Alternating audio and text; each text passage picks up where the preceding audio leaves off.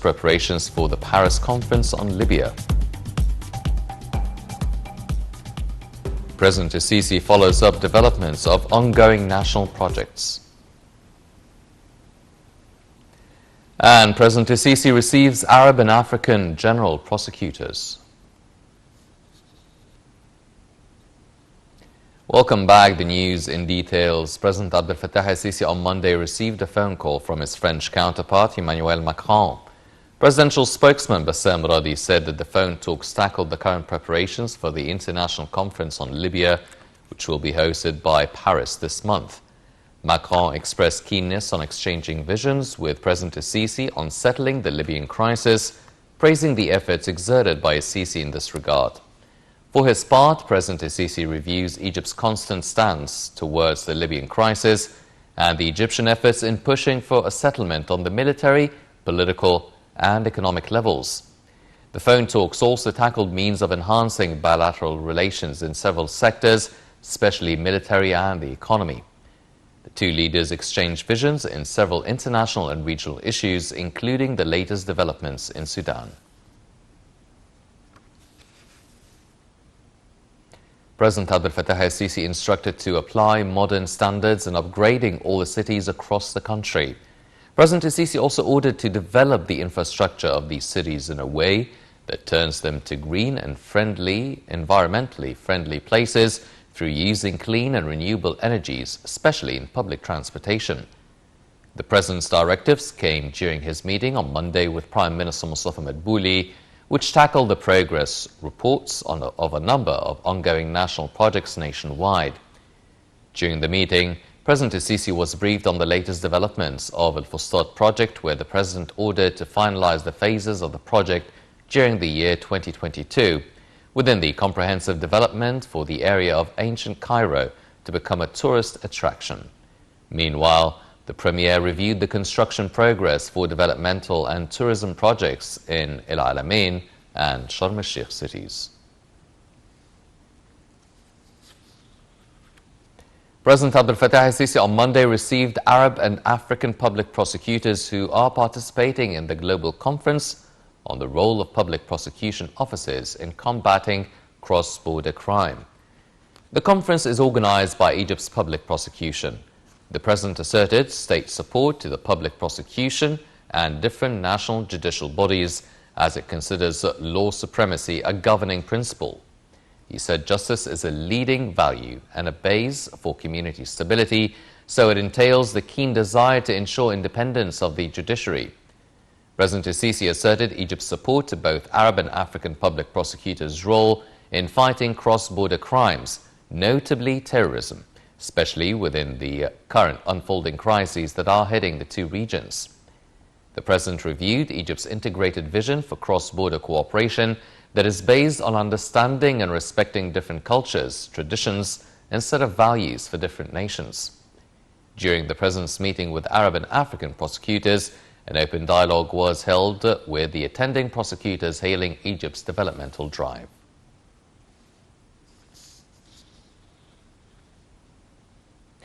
Public prosecutor and head of the Arab Public Prosecutors Assembly, Hamad al-Sawi, chaired the first annual meeting of the Assembly. The meeting coincides with the international conference attended by Arab and African public prosecutors on the role of public prosecution authorities in combating cross-border crimes held by public prosecution from the 7th to the 9th of November. The General Prosecutor and Head of the Arab General Attorneys Assembly, Hamad al-Sawi, chaired the first annual meeting of the Assembly. The meeting coincides with the International Conference on the role of public prosecution authorities in combating crimes held by the public prosecution from the 7th to the 9th of November under the auspices of President Abdel Fattah al-Sisi. The event includes the 15th meeting of African public prosecutors and the first meeting of Arab public prosecutors. The meeting was attended by general prosecutors from Saudi Arabia, Bahrain, Kuwait, Morocco, Jordan, Palestine, and Oman. Addressing the meeting, Sawi said that this event is the first of its kind between members of the Arab and African public prosecution assemblies. He asserted the significance of the gathering in exchanging experiences and common views over issues of common concern among the Arab and African participants. He probed the difficulties facing international judicial cooperation mechanisms and called for intensifying cooperation to face these challenges.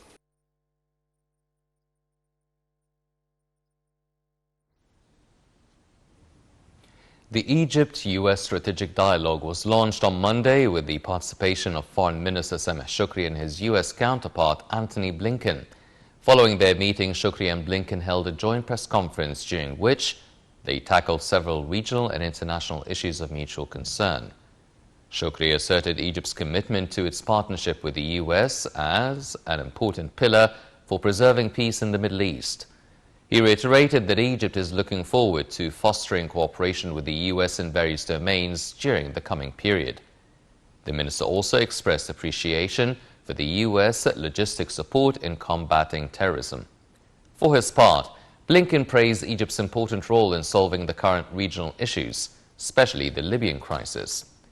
Regarding the Sudanese crisis, Blinken stressed that Egypt and the US seek the return of transitional track in Sudan.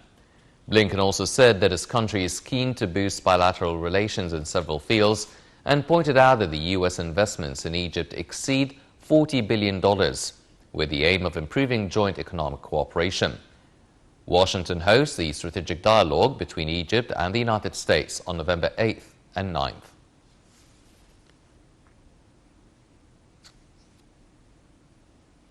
Marking 10 years since the establishment, the Egyptian Family House Conference kicked off on Monday with the participation of former President, Councillor Adli Mansour, Grand Imam of Al-Azhar Ahmad al-Tayyib, and Pope Tawadros II, Pope of Alexandria and Patriarch of St. Mark's Cathedral. Marking 10 years since its establishment, Egyptian Family House Conference kicked off on Monday with the participation of the former President Councillor Adli Mansour, Grand Sheikh of Al-Azhar Ahmad al-Tayyib, and Pope Tawadros II, Pope of Alexandria and the Patriarch of the St. Mark Cathedral. Family House works on implementing high principles and mutual ethics between religions, cultures and human civilization in the light of the new discourse aiming at more education and moderate ideology. Addressing the event, the Grand Sheikh of Al-Azhar, Dr. Ahmad al-Tayyib, said that the Egyptian Family House was a result of deepening understanding between Al-Azhar and the Church. He warned that if the sedition was left to grow, it would have led into sectarian war because the target of the terrorism is the downfall of Egypt as happened in other countries. He added also that Al-Azhar cooperation with the churches aim at searching for common points among holy religions. For his part, Pope Tawadros stressed that the Family House became an authority that works with the state institutions to root the tolerance, cooperation and building the nation. Pope Tawadros also called for the adopting a new discourse aims at spreading awareness and building human. Speaking on behalf of the Prime Minister Mustafa Madbouli, Minister of Justice Councillor Omar Marwan said that Egypt was and still safe home, stressing that attempts of terrorism haven't succeeded to spread the sedition among the people.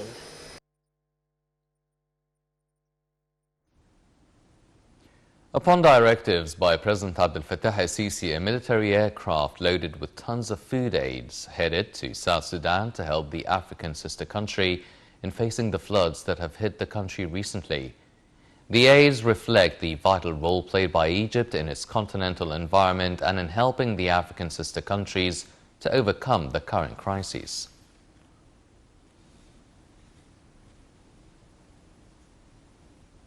Egypt said Monday it was boosting troop numbers around Rafah and Sinai in the battle against terrorist groups after striking a coordination deal with neighboring Israel.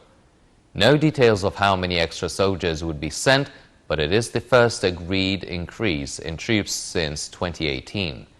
The Armed Forces spokesperson said in a statement that the Joint Military Committee succeeded in amending the security agreement in coordination with the Israeli side to increase the number of border guard forces in Rafah. The statement added that the deployment comes amid efforts to preserve Egyptian national security. Egypt's Rafah crossing is the only passage to the Palestinian Gaza Strip not controlled by Israel.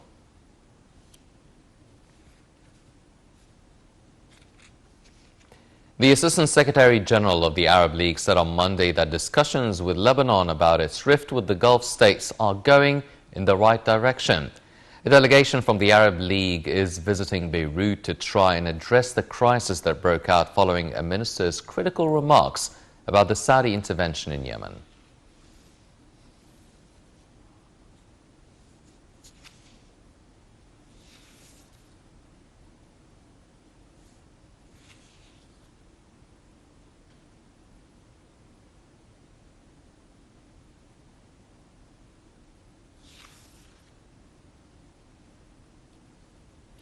NATO on Monday slammed as unacceptable Belarus's allegedly tactical use of migrants to put pressure on the EU, saying it was worried about escalation on the border with Poland. An alliance official termed the Belarusian regime's use of migrants a hybrid tactic, meaning a combined military-political cooperation, and said NATO stands ready to further assist our allies and maintain